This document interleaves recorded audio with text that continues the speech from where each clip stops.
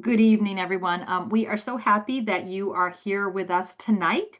We are going to talk about financial aid. How exciting is that? I'm Mila Tappan. I'm the Education Affordability Content and Training Manager.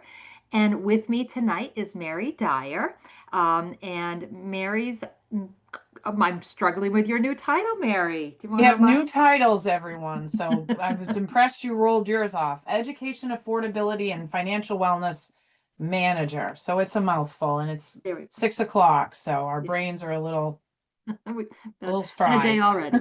Um, but we're all both so glad that you're here. What our goal is tonight is just to have you get familiar with the financial aid process, answer those most commonly asked questions, and set up some expectations for you as to what you need to do in the next 6 months or so, and what you can expect others to do in the next 6 months or so, so that you can kind of get a handle on this and feel more comfortable about this process. Mary and I both have kids of our own. Mary still has a child in college. Mine are all done. But we've been through this and we know this can be stressful. So our goal tonight is to put your minds at ease and to let you know that you have help and support and resources available from us all the way through this process. So with that, I did mention that we are recording this session. So if you are not able to stay with us all the way through, no problem. Tomorrow we'll send a link of resources as well as a link to the recording itself. The other thing I want you to know is we'd love to have your questions. You can drop them in the chat. Mary's going to monitor the chat and she'll interrupt me if there's something absolutely critical. Otherwise, I will stop periodically and see what questions we have. And so that's how the night's going to go. So with that, let's go ahead and get started. So we are going to talk about what financial aid is. We're going to talk about the steps to getting financial aid and applying. We're going to talk about types of financial aid offers, when you can expect them, what to do if the financial aid isn't enough, and then we're going to share some additional resources. The first resource I want to share is our pay publication. So that's a copy of it right there on the screen. We'd love to have you check that out because it is chock-a-block full of information that we hope that you will find helpful. You can go to our publications page, famaine.com/publications, where you can download an electronic copy of this publication, or you can order a paper copy, whatever is most helpful to you. Again, tomorrow when I send the email, I will link to this resource, but I did want to let you know that it's available and I'll refer to it a couple of times during this session tonight. So, what is financial aid? In our world, financial aid is everything, any source of funding that's available to help pay for higher education. We tend to break that into two broad categories: merit-based aid and need-based aid. So, merit-based aid is the type of aid that your student might be eligible to receive based on who they are and what they bring to the family, or excuse me, what they bring to the table, not based on your family's financial situation. So, for example, the most common type of merit aid is a scholarship from the admissions office. So, not all schools, but many schools offer merit aid. How they typically award that is that the student applies for an admission, and based on their admission application, not only do they make a decision about whether or not to offer the student acceptance, but they also will often determine whether or not that student is eligible to receive a merit scholarship. Again, having to do with things like your student's GPA in high school, having nothing to do with the family's financial situation. Another example of merit-based aid are scholarships. Our athletic scholarships. I'm going to get my act together here tonight. Our athletic scholarships. So at some schools, there is athletic money available that is decided by the athletic department, and again is based on the student's potential and what they bring to the table, having nothing to do with the family's financial situation. Some of the individual departments within a college may also have merit-based aid. So what I'd like to have you do is, as you're talking to colleges, if you're going to college fairs, if you're just on a campus, ask them about merit aid. Ask them if they have merit aid available, and if so, how does the student apply for that aid? Because it is one of those really important pieces of the puzzle. So we want to be sure, because every school handles things a little bit differently, so we want to be sure you ask them those questions. The focus of tonight's presentation, though, is going to be on need-based aid. So need-based aid is the type of aid that your student is eligible to receive primarily based on your family's financial situation. So how schools determine how much need-based aid your student can receive is they have the student fill out the FAFSA. Every school out there uses the FAFSA, the free application for federal student aid, to determine eligibility for federal financial aid. Here in Maine, the FAFSA is also used to determine eligibility for the Maine State Grant, and most of the schools in Maine also use the FAFSA to determine eligibility for any of their need-based financial aid. Now, again, this need-based financial aid is typically awarded by the Financial Aid Office, and so they receive those FAFSAs, and then based on that, they make a determination of what the student is eligible to receive. We want to be sure that everybody completes the FAFSA. Even if you're not sure what you'll qualify for, we want to be sure you get that form done. It's easier than ever. It's free to complete. And what we have found is that sometimes people are very surprised by what they are eligible for. Criteria was expanded a few years ago, so more people than ever are eligible for certain types of financial aid. The other thing we want you to know is that many scholarships require that students file the FAFSA. So in order to be considered for even an outside scholarship from a private organization, one of their requirements might be that you fill out that FAFSA. We're going to highlight the Worthington Scholarship tonight, and that is one of those scholarships where the FAFSA is required. And last but not least, if you think your student is going to need to borrow any money at all, federal student loans are best, but in order to be considered for a federal student loan, your student does need to file the FAFSA. So you're here tonight. My guess is you're planning on filling out the FAFSA, but I'd love it if you would help us spread the word about the importance of getting this form completed. Now, there are some things that we'd like to have you be doing before you go ahead and file the FAFSA. One of those things is to research college costs and financial aid. My guess is you've already started researching schools based on things like major and location and size, but we want to be sure that the affordability of particular schools is also something that's on your radar. One thing we want you to also know is that when you're looking at schools, please don't get fixated on the sticker price. Virtually no one in Maine pays the sticker price at our higher cost institutions. Some of these higher cost institutions have really great financial aid. And so at the end of the day, what we want you to focus on instead is the net price of a school. And that is that the cost of the school minus grants and scholarships, which are the funds that don't have to be repaid. That's what the school actually costs you. And that's what we'd prefer that you focus on. Now, the good news is that every school out there that participates in federal student aid is required to have a net price calculator. So this net price calculator can be found on each individual school's website, typically on the financial aid page. And what you're going to do is that calculator is going to ask you a series of questions. They're pretty short, but they're similar to some of the questions that will be on the FAFSA. So the school is going to use your specific information, and they're going to use their specific information to put together an estimate of what your child might be eligible to receive that first year. Now, I don't want anyone making a final decision based on a net price calculator. Some schools are more accurate than others, but it is a way to get a first sense of whether a school has pretty good financial aid or if it's a school that's really going to struggle to give you what you need to make that school affordable. We think that's important because we want to be sure you have a broad list of schools so that you have many choices available. There are lots and lots of schools out there that can meet your students' needs, and we do want affordability to be one of the considerations, ideally.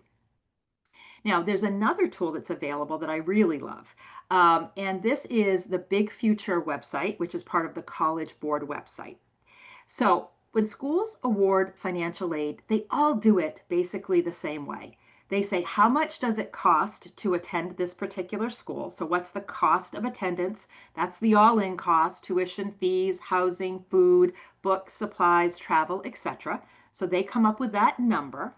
And then they subtract from that something called the Student Aid Index. That's the number that's the output of the FAFSA. So they take their cost minus theoretically what the family can contribute based on the FAFSA, and what is left is how much need you have. Your need is going to vary by school because every school costs a different amount. What we want you to find, ideally, are schools that can fill a large portion of that need. In the perfect world, they'd fill 100% of that need. In reality, very few schools do that. There are a few, but there are a lot of schools out there that do a pretty good job of filling your financial need. So, how can you find those? Well, the good news is there is a way. So if you use the Big Future website, again, which is part of the College Board site, then what you're going to find is there's a college search tool. In this database, there are, I think, over 4,100 colleges in here at the moment. That's a lot of schools to look at. But the reality is that there are going to be things about particular schools that are going to help your student focus in on schools that are going to be the best fit for them. So they have all of these filters available so that students can find those schools that are going to be that good fit. So major is probably one of the major filters that you want to use, right? What does your student want to study? Location might be another one. Maybe they want to stay in Maine, or maybe they don't want to stay in Maine, or maybe they're really flexible. So that's another option. One that I think is an important criteria for many students is the size of the school. Some students want to be at a really large institution where they're going to meet all sorts of new people. Other students really want to go to a smaller school where they're going to get to know everybody. So those are all decisions that are going to be specific to your student, but you can use these filters to find those schools. What I would love to have you add when you're doing your filters and you're searching for your schools using this site is to be sure that you think about affordability. So if you click on the affordability feature, what that is going to do is it's going to allow you to find those schools that meet, for example, 100% of need. Now, that's going to be a pretty small list, but you can also select like 90%. So that's what I did with my kids, is as we were looking at schools, I said, let's start by finding schools that, have your major, they're located where you want, they're the size you want, and let's start with schools that meet at least 90% of your need on average, meaning that they're going to be schools that are going to do a pretty good job of providing financial aid. We won't know for sure until you apply, but what we do want to be sure of is that you have a comprehensive list of schools, that you'll have some good options available. I'm never going to say that you should always pick the most affordable school. I think that there are things that are equally important, but at the end of the day, what we find in working with families is affordability is a critical piece of the decision making for many families. So starting by finding some of those affordable schools, I think will help make the rest of the process easier. Another thing that we would love to have you be doing is when you're on the individual school's website is to research deadlines and required forms. So deadlines are incredibly important when it comes to the admissions process and when it comes to the financial aid process. Sometimes deadlines just help us stay on track, but in this case, they do a lot more than that. They really can be a game changer. So for example, schools that don't have all the financial aid that they wish that they have, one of the ways that they will determine who they give what funds they do have to is they will have a priority filing deadline. And the way that it works, if a school has a priority filing deadline, is that students who meet that priority filing deadline are going to get considered for all of the various types of financial aid that are offered.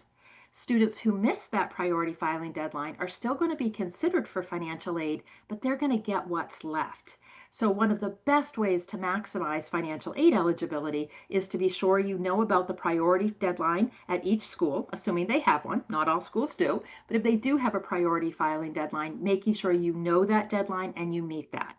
Now, priority filing deadlines, I think the earliest we're going to see this upcoming year are probably January. So we've still got plenty of time to get things done, but it's just really important to have that on your radar. The other thing that's important is to find out what financial aid applications are required. We started right off by talking about the FAFSA, the free application for federal student aid. All schools require the FAFSA, like I mentioned, to determine eligibility for federal financial aid. It's how we determine eligibility for the Maine State Grant here in Maine, and it's how every school in Maine, except for 3, determine eligibility for their need-based financial aid. But for Bates, Bowdoin, and Colby, for those 3 schools, they require a supplemental form called the CSS profile. The CSS profile does go into a little bit more detail, but schools that have a lot of financial aid resources, like Bates, Bowdoin, and Colby, want a little bit more information about people because in some cases they may be awarding $40,000 or $50,000 or more in financial aid funds. So they still have to use the FAFSA to determine eligibility for federal financial aid and state financial aid, but they will use the CSS profile to determine eligibility for their own need-based institutional grants and scholarships. So Bates, Bowdoin, and Colby are the only three in Maine, but if your student is looking outside of Maine at schools, for example, in the Boston area, a lot of schools in the Boston area do require the CSS profile. So we would love to have you again go to the financial aid page for each of the schools on your list and look up whether or not they have a priority deadline and make a note of it, as well as are they a FAFSA only school or are they a FAFSA and the CSS profile, for example. Now in pay, one of the things that we have is we do have this tracking sheet that can just help you stay on track in terms of all of the different deadlines and required forms. However it works for you to stay organized, it can be a pencil and a piece of paper, but just being sure that you have that information all in one place for all of your schools, I think will help you feel a little bit less stressed about the process and make sure that you do meet those critical deadlines. Now, another thing we always like to talk about is the importance of saving for higher education. I am very realistic about how difficult it is to save for higher education. Kids are expensive. Everything seems to be expensive. And I know there's a lot of families out there who have been meaning to save, but just for all sorts of reasons, they haven't been able to. I want you to know that it's not too late to start.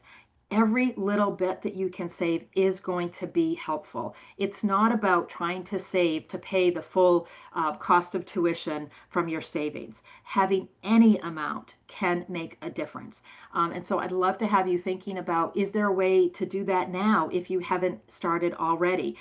In Maine, we do have what's called Next Gen 529. It's a college savings plan. And what I'm most excited about related to it is there's some awesome matching grants. So I'd love to have you check that out by visiting that website and learning a little bit more about the program. But there are also other ways to save as well. And just thinking about things like holidays and birthdays, is there a way to take some of that money and put it into a college savings plan? Because it really can make a difference when it's time to sit down and pay the bill. The other thing I want to share about savings is if you have been able to save, I want you to feel really, really good about that because savings has little to no impact on financial aid eligibility. And we'll touch on this in just a moment. So if you have been able to save, you can feel really, really good about that because you haven't undermined financial aid eligibility as a result. Usually it has, like I said, little to no impact on financial aid eligibility. Now, one thing that we're starting to talk about a lot is the LFOND grant. So I don't know that anyone in the audience has an LFOND grant. It depends on when your child was born and where they were born. Right now, the kids that we're seeing that are having the LFOND grant, that are getting ready to go on to higher education, are students that were born in 2007 at Maine General specifically. That was the pilot year. But if you do have a kiddo that was born there at that time, you definitely want to check out the LFOND grant and see if you have one and learn more about it. Even if you might not have an LFOND grant for your current senior, assuming that most of you have seniors, you might have one if you have a younger child. So we'd love to have you learn more about the LFOND grant. We're finding that the LFOND grant is worth a whole lot more than the original $500, but you can learn more about that by visiting their website. And then we want you to be sure that you're researching outside scholarships or your student is researching these outside scholarships. Imagine a scenario where you're doing the net price calculator. It's a school your kid just loves. They think they really want to go there, but the financial aid isn't great. They're a school that's not meeting at least 90% of need. Searching and finding outside scholarships to fill in some of that gap that the school is not able to fill is really important. So we would love to have your students start searching for scholarships now if they haven't started already. We do want students to only use free searches any legitimate scholarship organization is trying to give away money. They are not trying to take your money. So if you receive a solicitation that says, hey, give us $10 or $15, it might seem like a fairly nominal amount, and we'll help you find scholarships that you won't know about otherwise. Those are scams. So please do not use any other searches except for those that are free. Where we'd love for you to start is at famaine.com/scholarships. We do have a scholarship database with Maine-based scholarships. We have about 140 in that. We're trying to grow that over time. And so we'd love to have you start there and see if there are scholarships that are a good fit. The other thing we have on that page are links to other reputable scholarship organizations. So for example, on that page, we have a link to the Maine Community Foundation. The Maine Community Foundation is located in Ellsworth, and they manage a whole bunch of scholarships. For a matter of fact, they have over 700 scholarships that they manage. So we'd love to have you check out that site.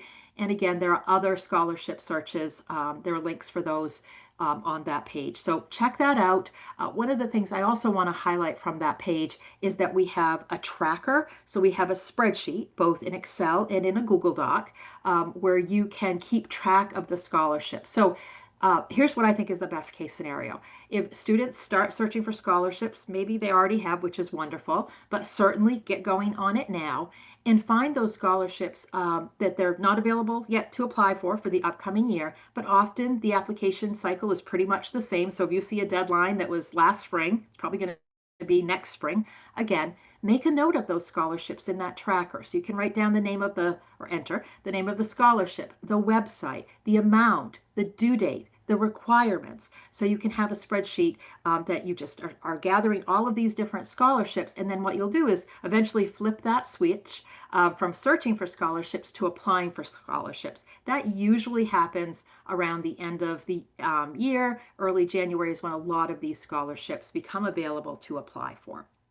We find students that do this consistently, just put in an hour to a week, are the ones who are the most successful when it comes to receiving scholarships. One scholarship that I want to highlight tonight is the Worthington Scholarship. The Worthington Foundation is an amazing foundation that's located in Rockland, Maine, and their goal is to award 1,000 scholarships per year. And these scholarships are going to Maine students who graduate from a Maine high school who are attending college here in Maine. So there are about 13,000 seniors. So you figure when you winnow that down to the students who are at a Maine high school currently, who are planning to attend a Maine college, the odds are pretty darn good. So we're really, really excited about this scholarship. The criteria is pretty easy to meet. It's not only looking for your A+ students, it's looking for all different types of students. And equally exciting is the fact that this scholarship is renewable. So for students attending a 4-year school, the scholarship is $5,000 per year. At a community college, it's $3,000 per year, but again, that's renewable. So a student attending a 4-year school can receive up to $20,000. If a student is at a community college, they can get their $3,000 while they're there. And guess what? If they decide to transfer to a 4-year school, they can take this scholarship with them and get the $5,000 if they're at a 4-year school. So this is just an amazing scholarship opportunity. So we would love for you to learn more about this at their website. Their application will become available on January 1st, so there's plenty of time to be thinking about this and to learning more about this scholarship, but it is one that I'd really like to have on everybody's radar. Not seeing any questions, Mary. Anything that you're thinking of, Mary, that I should be touching on before we move into more specific FAFSA information? Well, there was a question about who the parents are, but I know you're going to cover that. I And sure then am. someone asked, what was it called again? So I think maybe the Worthington Scholarship was what that question was specifically pertaining to. So And again, worthington.org they can go to? Yep, they can. So I'll bring it back up here, worthingtonscholars.org. Scholars, got it. Yep, exactly. And that is one of the links in the email tomorrow. I will specifically share the link to the Worthington Scholarship Foundation so that you can learn more. All right. Well, now let's talk about the FAFSA. So The FAFSA, again, free application for federal student aid, is a form that we want to be sure that everybody completes. And the first step in completing the FAFSA is to create an account. And so accounts get created at StudentAid.gov. And so StudentAid.gov is the site where everything federal student aid related lives. It's where the FAFSA lives. It's where students can see if they borrow federal student loans. It's where they can track their loans. It's where they sign their master promissory note. Again, everything federal student aid related is located under this one website. So the first step is to set up an account. So when you set up an account, you create a username and password, just like you do with many other sites.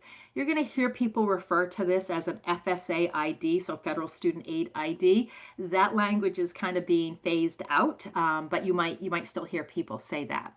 So you're going to use this username and password to sign in to studentaid.gov to access the FAFSA. And it is how you also electronically sign the FAFSA. And again, if students do choose to borrow a federal student loan, it's how they are going to sign a master promissory note.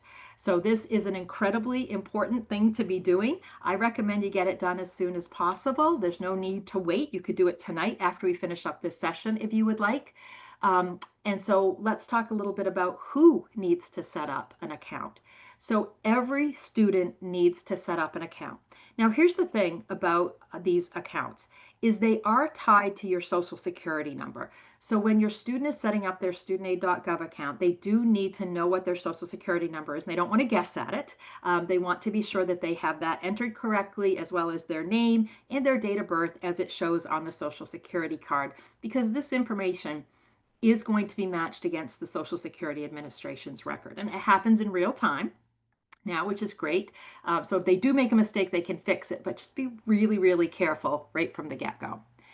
Because it's tied to your social security number, you can't have more than one because we only have one social security number. So unlike my Apple ID, which I think I have 2 or 3 of, because I have multiple email addresses, you can only have one studentaid.gov account. So we want to be sure when people are creating their accounts that they are noting and making a record of the information used to create those accounts, because they are going to need to log into studentaid.gov for years to come.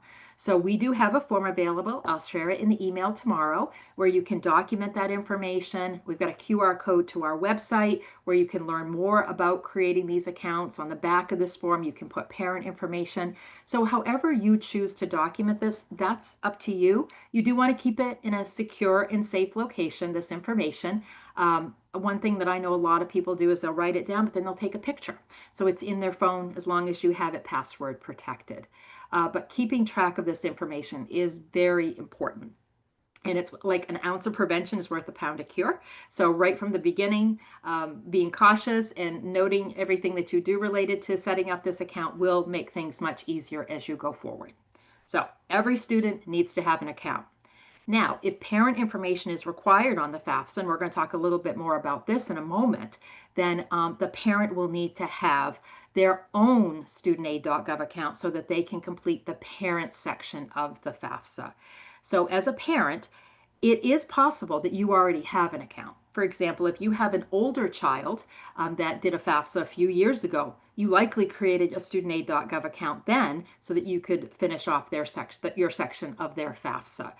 So that might be the case. Or you yourself might have federal student loans that you're still in the process of repaying and created an account for that purpose. So again, if you've already created a studentaid.gov account for one of those other purposes, then you will use that same username and password to access the parent section of the FAFSA for this child. I do see we have a question, but I want to say just one more thing, Mary, before we talk about it. And that is that when creating accounts, you do need to have an email address that's not already in the system. When students are creating their account, we do not want them to use their high school email address. And that's because their high school email address is likely going to go away, or they're not going to have access to it after they graduate. With these accounts, when individuals log in, they have to do 2-step authentication or verification every single time they log in. So you're probably familiar with this. We have to do this on a lot of other sites too. You log in with your username and password, but then you need to have either a text sent to your phone number or an email sent to your email address. You get a code, you put it into the system. That happens every time you log into the StudentAid.gov account. So therefore, it's critical that students use an email address that they are going to have access to for years to come. All right, Mary, was that a question in the chat that we want to talk about? It's really just about what the parent piece. So Okay. we know they have to get the ID, but then from there, I think a couple people have questions about who fills it out, who has to provide parent information and all of Great. that. That's coming up. Okay. On the next slide, actually, we're going to talk about Mhm. that. But first, I just want to clarify that it's going to be the 26-27 FAFSA that current high school seniors need to complete. And I'm going to make a big deal about this because this is sometimes a point of confusion. So when filling out a FAFSA, you're filling it out for the year in which the student needs the financial aid. So your students are seniors. Assuming that's the case, they're going to graduate, in May or June of 2026. So they're going to start college in 26, in the fall of 26. So they need financial aid for the 26-27 FAFSA academic year. So that's the FAFSA that they're going to fill out. The reason I make a big deal about it is because when you go to do the FAFSA, the 25-26 FAFSA is still going to be available. Believe it or not, we have kiddos in college right now who still have not filled out their FAFSA. Mary and I worked together at UMaine years ago, and we would have people who would, start school without having done this. Now you can, it's not a good idea if you want to maximize your financial aid. But I just wanted to clarify because every year we have people that do the wrong FAFSA. So for your seniors, it's the 26-27 FAFSA. It is free. There's plenty of help to get it done. If you need help, I think you're going to find it's actually a lot easier than you think. But certainly do not pay someone to do it for you. If you need assistance, we at FAME and others provide free assistance. So please don't pay anyone. But do know that you do need to fill out the FAFSA every single year. And maybe that's surprising because you think about a student applying for admission and they get accepted and they go to that school and they love that school. They don't have to reapply for admission every year, but they do have to reapply for financial aid every year. So this time of year, when we're getting into the fall, especially into October, that is when you want to always be thinking about, oh, okay, it's FAFSA time. Lila, as you transition, there was a parent who had applied or filled out a FAFSA back in 1989. Mm-hmm. The No. FSA ID didn't go back that far. How far back would Yeah. people really rely on maybe having one? Yeah, 2015 is when Okay. these accounts first Okay. became available. Okay. Yeah. So if you had an older kiddo or if you went to school yourself in the last few years, but yeah, if you went to school, back when I did, or even 10 years after that, no, these did not exist. Yes, you'll need to create an account. So the 26-27 FAFSA is going to be available on October 1st. It's currently available in beta. If I had someone who was really chomping at the bit, you can respond to my email tomorrow and let me know that. But it's going to become widely available on October 1st. And what we would love to have you do is to get your FAFSAs done in the month of October or early November. No need to do it on October 1st, but in the month of October or in early November would be great because it just means that you can get it crossed off your to-do list and focus on some of those other things. You do not need to know that your student has applied to every school out there before they fill out the FAFSA. They can fill out the FAFSA even if they haven't applied to any schools yet. They need to list some schools on their FAFSA so that those schools will get their FAFSA data, but they can go in and make updates to that as well. So I'll talk more about that in a moment. But we'd really love to have you get these FAFSAs done in the month of October or early November, and you can do it before your student applies for admission. Now, when filling out the 26-27 FAFSA, it's going to use tax information from 2024. One of the things that has made the FAFSA so much easier to complete than it used to be is that when you're in the FAFSA, you are going to be asked to provide consent, basically to approve is what the button says, of having your federal tax information transferred from the IRS directly into the FAFSA. So the great news is that that happens and that fills in a whole bunch of information that's your tax information. Now, here's the weird thing. You will not see this information in the FAFSA, but it is there. So when the tax information transfers, it does populate the FAFSA, but it's not visible. They're very cautious about making sure that your federal tax information is secure. So it will not be visible to you, but it will be visible to the schools that receive that FAFSA data. So the reason that they use tax information from a couple years ago is because that's the most recent year of tax information on file. But because of that, and because of the ability to transfer from the IRS, this FAFSA has become so much easier. So everyone has to say they approve of this, even if they don't file taxes. Okay, you have to say yes to this question, but in doing so, it makes the rest of the process so much easier. So now to get to those burning questions about parent information. So what I want to do first is I want to talk about who has to provide parent information on the FAFSA, depending on the circumstances that the student has. So most high school seniors are going to be considered dependent students, which means they're going to have to provide parent information. So there are criteria, and I'm going to send the sheet that you can see here that has the outline of what makes a student independent. But some of the common things are the student is 24, the student is married, the student has kiddos of their own or other dependents they support besides a spouse, that they are in the military or they've been honorably discharged from the military. So again, most high school students don't meet that criteria. But there are a few pieces of criteria that some high school students do meet. And these tend to be situations that are a little bit more complicated and difficult. So I want you to know about this, even if this is not applicable to your kiddos. I want to share this because your student might have friends in their life who have some of these circumstances, and we want them to know they can get through this process, maybe even easier than they anticipate. So if we have a student who was in foster care at any time since turning 13, or was a ward of the court any time since being 13, they are automatically considered independent, even if they came out of foster care and were reunited with their family. So anyone in foster care or a ward of the court, age 13 or older, is automatically considered independent. Additionally, if a student is in the legal guardianship of someone other than their biological or adoptive parent, say a grandparent, that student is automatically going to be considered independent and doesn't need to provide any parent information on the FAFSA. Same thing is true with an emancipated minor, or if a student is homeless or at risk of being homeless and is unaccompanied, so they're not in the company of their parents, they too can be considered independent. So I'd love it if you'd spread the word, if you know of students in those sorts of situations, that they can indeed get this FAFSA filed and probably qualify, for the maximum amount of financial aid. But for the purposes of tonight, I'm going to assume that students are dependent and do need to provide parent information on the FAFSA. So who is the parent? So if parents are married to each other and are married to each other, then they are going to provide information about both parents on the FAFSA. So it's going to require income and other information for both parents. Now, when it comes to who needs to have a StudentAid.gov account, if parents are married and file a joint tax return, then only one parent needs to have their StudentAid.gov account, because that parent can sign in, complete the parent section, and provide consent to have their tax information transferred on behalf of both them and their spouse because they filed jointly.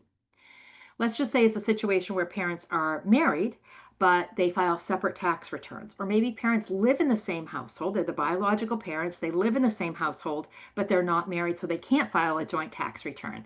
In that case, information for both parents is required on the FAFSA, and both parents would need to have their own StudentAid.gov account because they're both going to need to go in and provide consent. Because they didn't file a joint tax return, they cannot provide consent on for their spouse.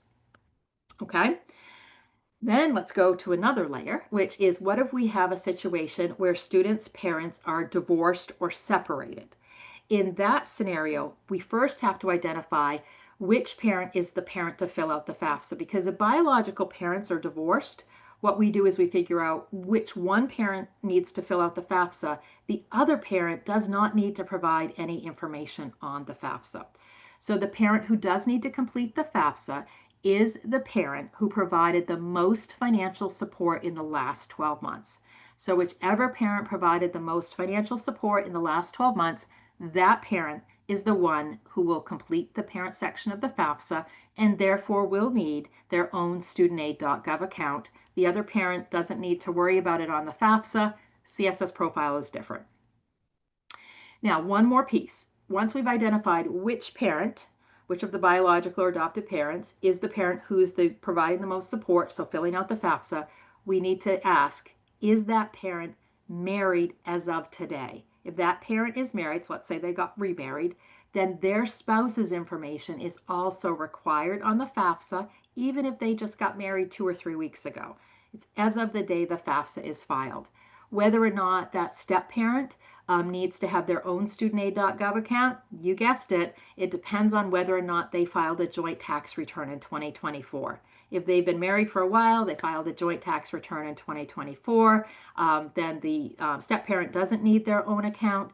But if they filed separately, or if they just married recently and so they didn't have the opportunity to file a joint tax return in 2024, then the step parent will need to have their own account. So that's a lot. This screen is the slide is the one that has the most content. So I will, before I've got just a couple more things on this slide, I'll take a pause because I see that we might have some more questions. So Mary, there's some things I should cover a little bit more thoroughly. Yeah, just some quick questions, Mila. Do you want to take them now? Yeah, I could take them now. Okay, If they're related to this, if they're not, yeah. Yeah, they are. So the first one was about a student who is in, or maybe in ROTC or the National Guard, and if the student is enlisted before they're 18 or they graduate. So just enlisted, not active duty, just wanting to clarify dependency status there. Yeah, they typically the requirement is that the student has to be in the military for something other than training purposes.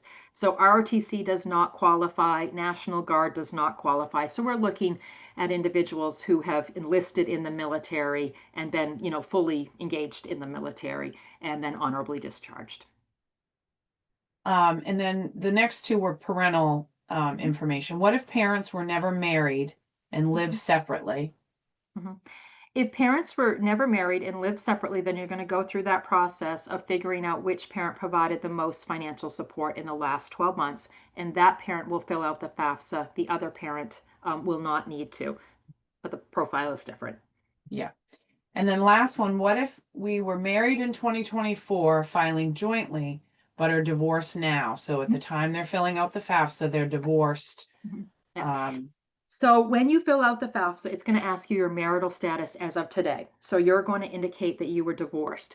This is going to be one of these scenarios where you're going to have to manually enter your tax information, okay? Because your marital status doesn't match up with your tax filing status for 2024. It's not a big deal. It's not a problem. It is only going to calculate eligibility using your income, so that's the upside of it. But it does mean that you're going to need to take a look at your 2024 tax return and segment out what portion of 2024 earnings were yours, and you will manually enter that in the FAFSA. Very good. Thank you. That's it for now, Mila. Okay, great. So then the other piece I just wanted to talk about briefly are assets. As I mentioned a moment ago, assets have very little impact on financial aid eligibility. And that is because families who earn less than $60,000 a year typically don't need to provide any asset information depending on the schedules that they file with their taxes. Additionally, families who receive any means-tested benefits, including SNAP, TANF, WIC, housing assistance, Maine Care, do not have to provide any asset information on the FAFSA.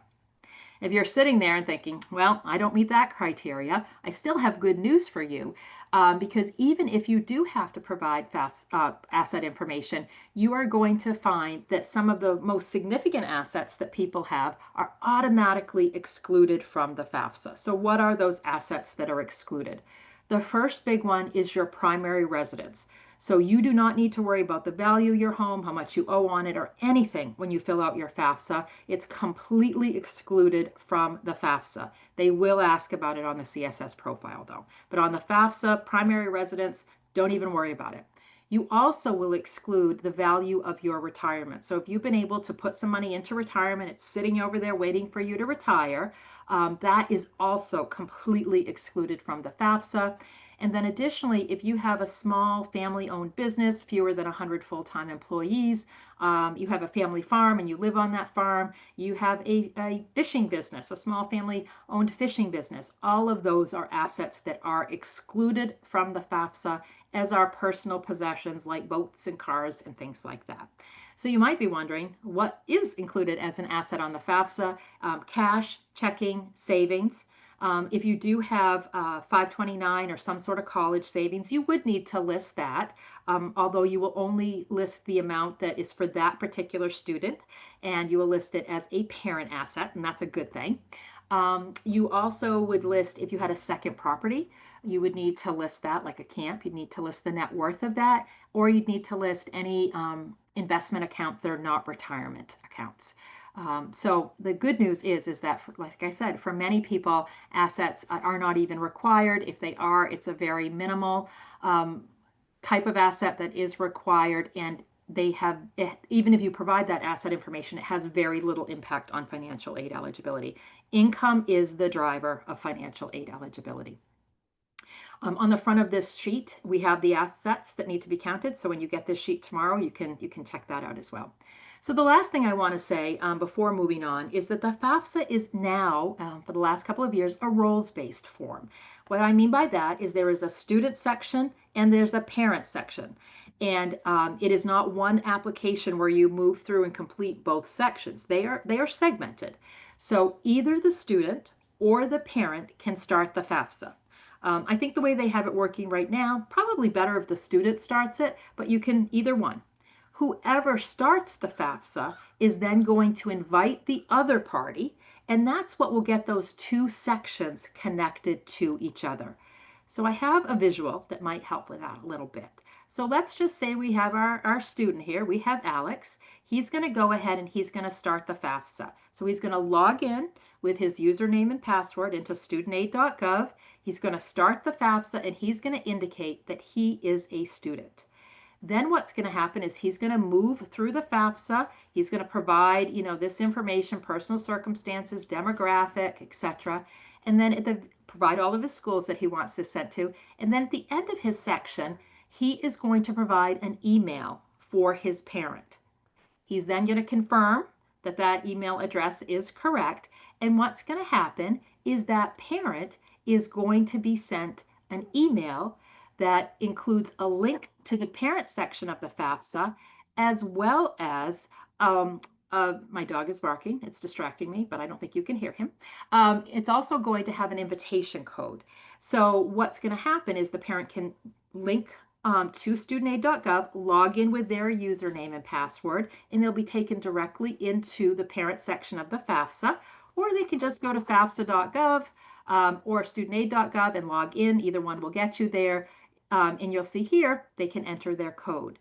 Once that code is entered, that connects the parent section to the student section. Okay, so this is simplified from last year. So anyone who heard about last year, this is way easier.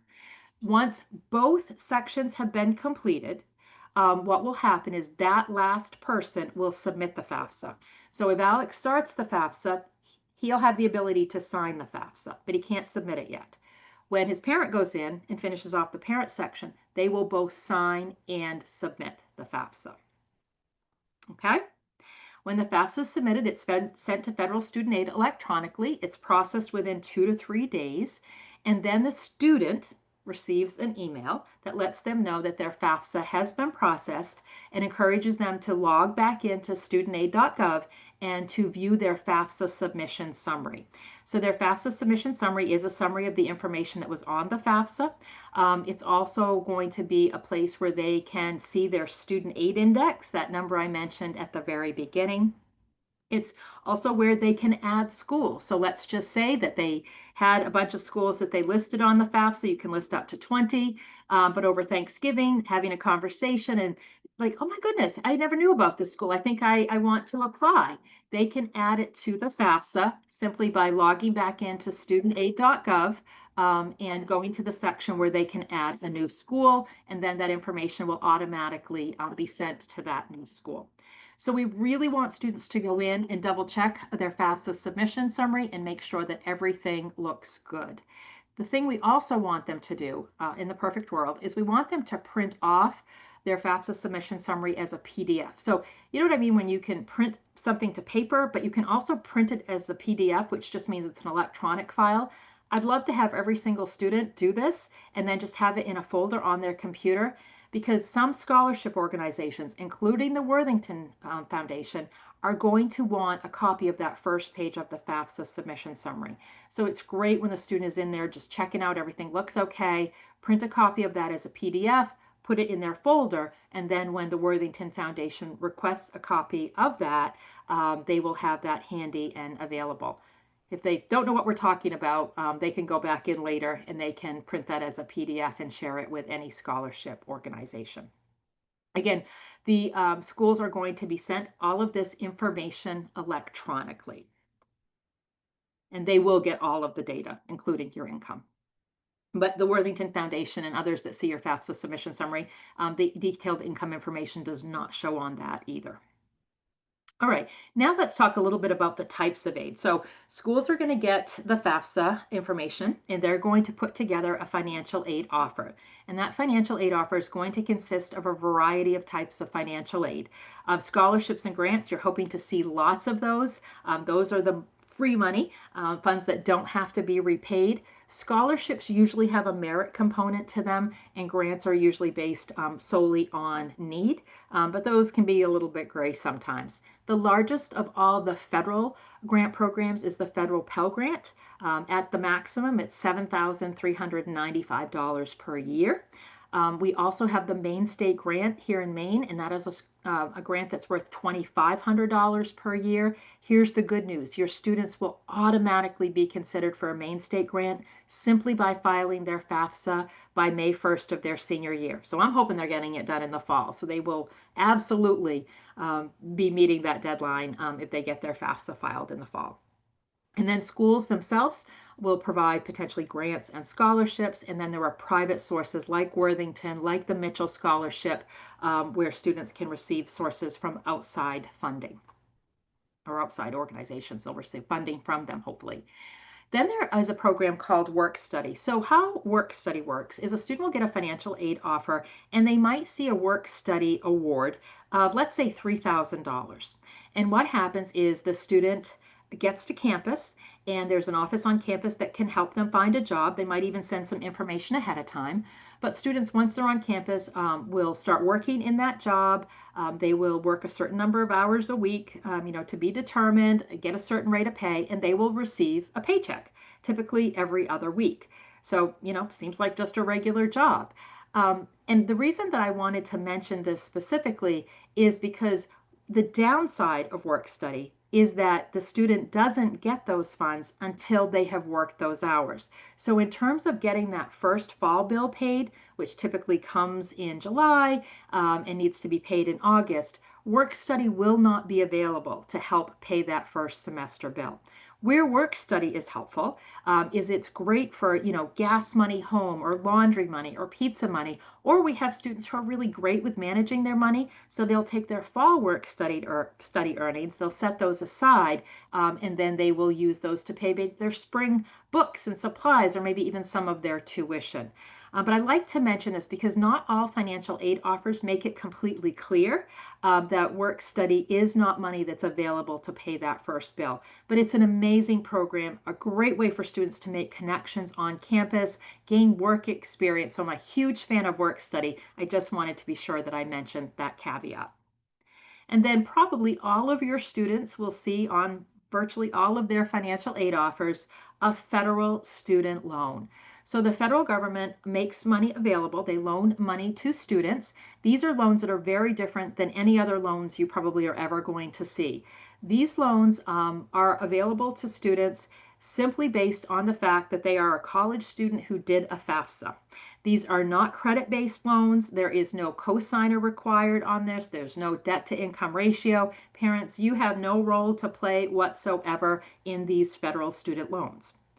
But because of the circumstances, these loans are limited. So a first-year student is eligible for up to $5,500 in a federal student loan. It goes to $6,500 at sophomore year and $7,500 in junior and senior year. So federal student loans, we could do a whole session on them. I won't torture you with that. You'd want to learn more about them, but they, generally speaking, are the loans that we recommend people look at first, because they do tend to be a little bit more affordable and more flexible.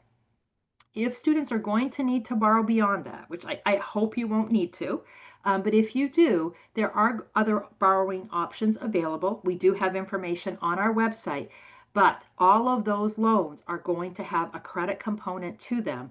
And the vast majority of the time, the student is, going to be the borrower, but they're going to need a credit-worthy cosigner. So there are limitations as to how much students can borrow and how they can access these loans, which is why we hope that federal student loans, in combination with other types of aid and savings, might be enough that you don't have to tap into these other forms of borrowing. But if you do, we do have information on our website. Financial aid offers will be sent out, and they will not be sent, though, until your student has been offered admission. The timing of them, we've had a few really crazy years with the FAFSA. We do expect that we will see financial aid offers sent probably starting in January, maybe a little bit sooner. I think there'll probably be some schools that might be able to get a financial aid offer out to students who, apply pretty early, maybe even in the month of December. So they need both things. They need the FAFSA and the offer of admission. Now, one thing just to kind of keep in mind is that schools all do this differently. So some schools may send a paper financial aid offer. It's what I wish they all would do. So it comes to your mailbox, you open it up, you can all look at the financial aid offer together, you know it's arrived. Other schools, though, right from the beginning, and then virtually all of them as time goes on, are not going to send paper letters anymore. Instead, they're going to send an email, and they're going to send that to the student at their school email address, their college email address, and they're not going to put the details of the financial aid offer in the email. Instead, they're going to direct them to their student portal. So we want to be sure that students set up their email accounts with their schools, might be multiple schools for a bit, and get familiar with the student portal. Because that is where all of the critical information is going to live. That's where they will see their bill. That's where they'll see their financial aid. That's where they'll see their class schedule, their transcript, and everything like that.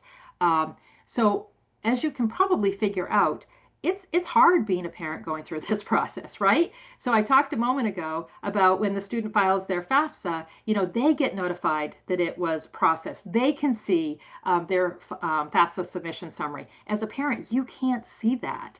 And the same thing with the financial aid offer. If the student's going to be sent the email, not you, and the student needs to sign into their portal to see some of those details. So it's really helpful if you can start having that conversation now about the fact that this is how it works and that the student is the point of contact when we start these processes, not the parent. So I know I needed my kids to keep me in the loop, though. So I had that conversation about being sure that they forwarded any email to me. I'm going to be honest, I had access to their portal. That was the agreement that we had because I felt like I wanted to be able to, check some of this stuff myself. Each of you are going to make your own decisions, but just know that the student is the point of contact. So it's easy for things to get missed, especially when students are really busy and maybe applied to multiple schools. Very appropriate to ask a school, how are you going to send your financial aid offer and when are you going to send it so that you have some idea of what to expect. Mary, I'll take questions after this if we have any in the queue. Students are eventually going to get, maybe a whole bunch of financial aid offers from a variety of schools. That next important step is then to compare them to get that apples to apples comparison from one school to another. As we've talked a little bit about tonight, all schools have a different cost of attendance. And all schools are going to provide different types and levels of financial aid in many cases. So I will tell you, after all of these years of doing this, if you put 3 financial aid offers down in front of me, I'm going to have trouble telling you which school is the most affordable because they all look different and include different information. So what we would love to have each one of you do before making any decisions on which school is to use our form or something similar where you get that apples to apples comparison. So what you want to do is you want to identify what your direct costs are. Tuition, fees, housing or room and board if the student is living on campus. What's that bill going to be? Now, some schools make it easy. They put that right on the financial aid offer, but not all of them do. Sometimes you have to go look somewhere else. But you want to get that information. You want to know what those direct costs are, and then you want to subtract out grants and scholarships. What is remaining is the net cost. That's what that school is actually costing you. Sometimes you might find that a higher cost school, because they offer more financial aid, is more affordable than a lower cost sticker price school. So working through this process, doing this worksheet, which will do the math for you if you go on our website online, I think is just a critical step in the process of making decisions about where to attend. All right, Mary, any questions that I need to address before we finish up and bring it home? No, I think you're good, Mila. Okay, just a few more things that I want to share, and that is that if your FAFSA doesn't reflect your current situation, if things have changed, you're not going to go in and update the FAFSA. You're going to make sure that the information originally was correct. But if there's anything that changes or anything else that you just need the school to know about, you're going to reach out directly to the school. If your student is applied to multiple schools, you're going to have to reach out to multiple schools and discuss the situation with them. So if it's a loss of income, if your income is less than it was in 2024, you want to let the school know that. If a divorce or separation happens after the FAFSA is filed, you want to let them know that. If you have high expenses like medical expenses or multiple kids in college, these are kind of non-discretionary expenses. You want to communicate that to the school. Give them the opportunity to have a full picture of your situation so that they can determine whether any adjustments need to be made to the FAFSA and potentially to financial aid eligibility. Now, we talked a little bit earlier about savings, and I said that even a little bit of savings can make a big difference.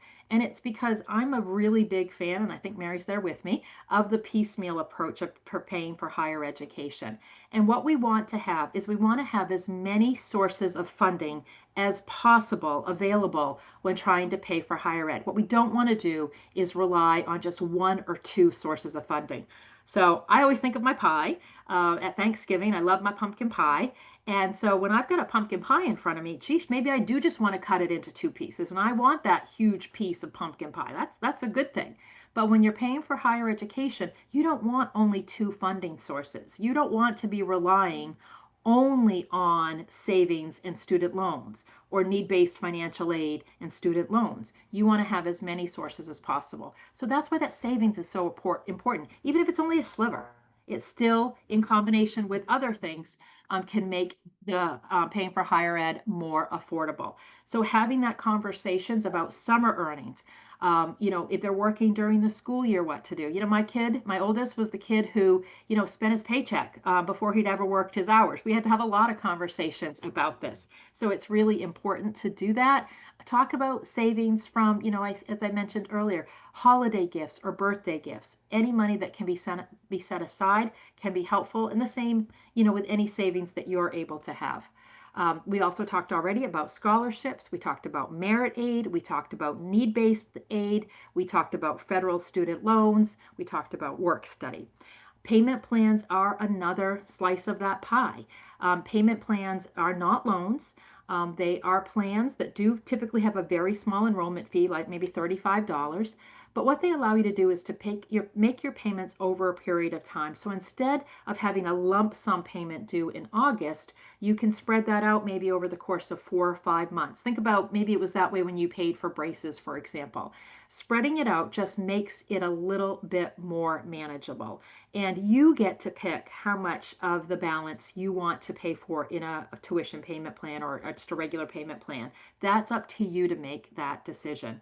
But we think that this is an important piece And many people find that when their kids go off to school, I had two boys, maybe the housing costs are a little bit less. The food bill certainly is a little bit less. The water bill, the electric bill. So, maybe there's some found money.